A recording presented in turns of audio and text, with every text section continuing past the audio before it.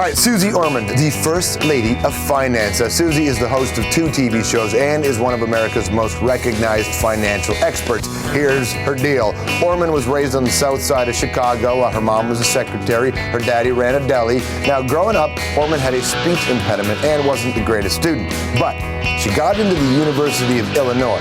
She studied social work and paid for school by washing dishes in her dorm's cafeteria.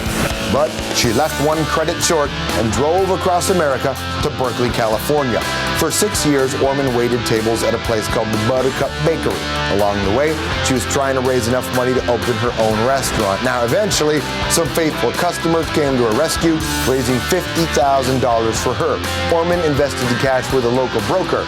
But when the markets turned, money gone. So Orman decided to train as a broker, and she sued to get her money back. Oh, by the way, she got it all, plus interest. In 1987, Susie started her own financial planning firm. Since then, she's written 6 consecutive New York Times bestsellers. She's also a contributing editor to Oprah's O magazine, won a couple of Emmys, and has an estimated net worth of $25 million. Ladies and gentlemen, Miss Suze Orman!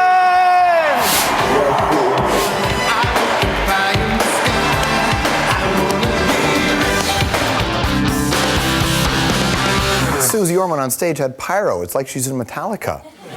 Ladies and gentlemen, Miss Suze Orman. How are you? Fabulous. Okay. Before we begin this interview, I'm going to hand you $20. Yeah. When this interview's over, that better be 50. No. But don't give it to me in American currency. That ain't worth anything anymore. It's true, isn't it? Yeah. But how does this make you feel, right? Oh. Doesn't make me feel bad. It's Kevin Hunt's money, so I'm okay with it. Funny, isn't it, that money has such emotions to it? Yeah? Did you see how they all reacted? Yeah, they did, I know. This is just paper, if you think about it. You're the ones who give it meaning. I'll tape it back for We're you. not the ones who give it meaning. It's the people we pay our gas bill. They're the ones that give it meaning. Our food. But isn't it interesting? Money and emotions. Did you hear their response? Yeah. I always find that fascinating. Okay. But it's right. Okay. I'll tape it for you. All right. I'm not going to worry about it. It's Kevin who'll worry about it. Okay, well, there's a lot of things to talk about with you. Women and money owning the power to control your destiny. What is the difference between women and money and men and money? Oh, a lot.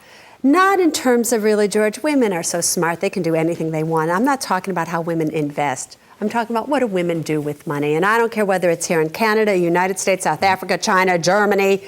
Women really think money is for everybody else's benefit before themselves. They'll use it to take care of their children, their parents, their brothers, their sisters, you, anybody. A man understands very well, truthfully, that what the purpose of money is. Is that true? Like, seriously, is that true for, is that only true for certain demographics now? Is it for, people who are 40 plus, 50 plus? Is that true for men and women who are in their 30s now? It's true across the board. Women don't financially wake up until something catastrophic has happened in their life. They've lost their husband, they've lost their life partner, they're giving birth to a child, and then they start thinking, oh my God, I haven't been involved with my money. So here's the bottom line.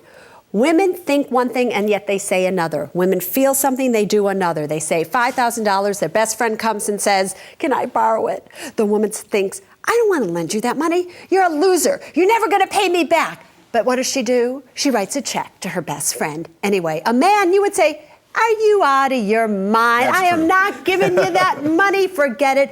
A woman always says yes out of fear versus no out of love. I need to see Stop some with the empirical book. Let's data. talk about other things. But wait a second. Okay, fine. Really? Yeah. Okay. I don't care about the book. I'm putting the book away. You were Fine. roommates with John Belushi in college. Yeah, there we go. So now let's talk about it. Yeah. Okay, John Belushi is one of the great comedic actors of our time. One of the great tragedies of our time. March 5th, 1982. He was also, he made college interesting with Animal House. So talk to me about John Belushi and you. What was life with you and him like then? I'll tell you, here's what happened. Story goes like this. Judy Jacklin and I were friends in college, freshman year in college, University of Illinois, Champaign-Urbana. We didn't have the money to live in Florida Avenue residency, so Carol, another friend of ours, Judy, and myself got permission to live in a one-bedroom apartment. With Judy came John. So who knew for all 4 years as I attended the University of Illinois, John would be one of my roommates. So you know Animal House? Oh, it was exactly like that. So here we are. We have this thing to come home, to meet them at 3 o'clock, and we're going to go out. I'm there waiting for them, sitting in the living room, waiting. Not there. Now, at this point, we had moved to a 2-bedroom apartment, and I shared the room with Judy and John, and Carol shared it with another friend. Had gone into the bedroom, came out, gone in, came out, waiting for them. Nowhere. A few minutes later, they come out of the bedroom. And I go, where were you? And they were under all the clothes that was on Judy and John's bed under their sleeping. So Animal House, that wasn't a movie. That's called life. What did that teach you about the rest of your life? What did you gain from that experience? How not to live with slobs. No, truthfully. So here's what it taught me, and here's what it teaches all of you. If you think I'm such a wise stock picker, listen to this one. So I always told Judy, don't you dare marry this man. He's never going to amount to anything. You see? Good call. Good call. That's why you always have to think twice before you take advice from somebody. No, absolutely. But you are dealing with people on such an interesting level because money is so important to so many people. Not because of what it is, but because what they perceive it can provide. Money's the foundation of life. I don't care what anybody says. People come up to me and they go, Susie, you're always talking about money. Let me show you what's important. And they take their wallet out or out of their purse and they go, see these 3 little kids. This is important. And I look at these pictures and I go, what did it take to clothe these kids?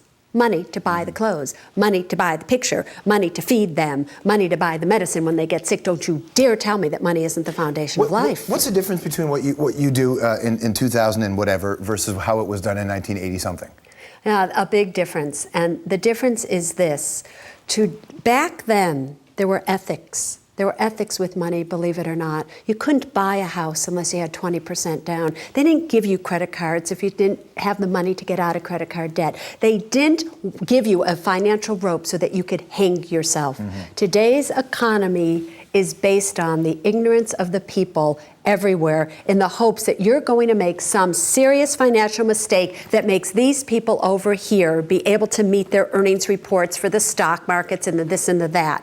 Way back when, money made sense. You could go to the university and pay $100 a semester to attend. Now we have kids graduating college with more student loan debt than they have any idea what to do with. Good luck if they ever are able to afford to buy a home, no matter where they live. Their jobs are being shifted overseas, and I can go on and on and on. The price of a gallon of gasoline, are you kidding? But all that ties to politics, doesn't it? Everything that ties to politics. So today, it is so hard. You know, I did this whole thing, this whole book deal that I did called The Money Book for the Young, Fabulous, and Broke. I should have called it The Money Book for the Young, Fabulous, Depressed, and Broke. And there's a good reason that the young ones today, I call them the YF&Bers, that they're depressed, because nobody has their back, financially speaking.